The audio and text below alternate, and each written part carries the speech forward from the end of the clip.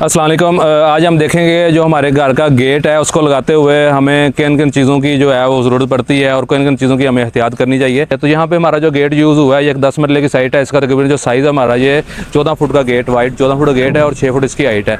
और इसमें दो टाइप के गेट ज़्यादातर यूज़ होते हैं, ये प्लेन चादर में बना हुआ है और एक जो है वो मोल्डिंग का गेट है, वो इससे थोड़ा सा कॉस्ट में ऊपर चला जाता है। तो आज हम देखेंगे जो प्लेन चादर वाला जो गेट है, तो इसको बनाते हुए हमने यहाँ पे इसका जो मटेरियल यूज़ किया है ये सारे का सारा जो है 14 गेज में बना हुआ है।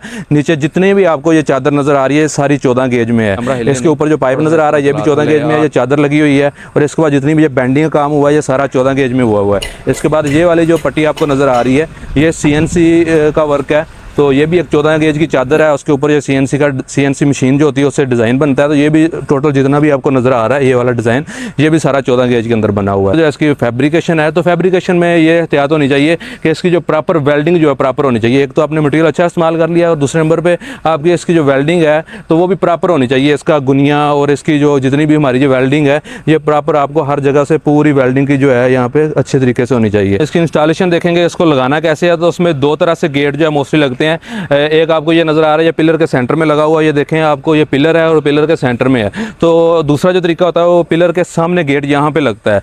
ये दोनों तरह से ही लग रहे हैं और ज़्यादातर जो है वो पिलर के सामने लग रहा है और कुछ केस में कुछ लोग जो है पिलर के सेंटर में लगवाते हैं। तो इसमें हमें ये फ़ायदा होता है कि आपको जो पिलर है वो बड़े साइज़ का विजिबल पिलर दोनों साइडों पर नज़र आ रहे होते हैं और यहाँ पर आपका अच्छा डिज़ाइन वगैरह अच्छी टाइल जो है वो बिल्कुल विजिबल हो जाती है और गेट आपका सेंटर में चला जाता है। इसकी हमें कॉस्ट क्या पड़ रही है।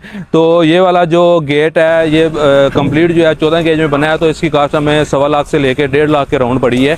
तो इसमें CNC का वर्क काफ़ी है। ये जितना CNC का काम आ रहा है तकरीबन 10 से 15 हज़ार रुपये में ये CNC का काम हुआ है जो हमें चादर ऊपर नज़र आ रही है।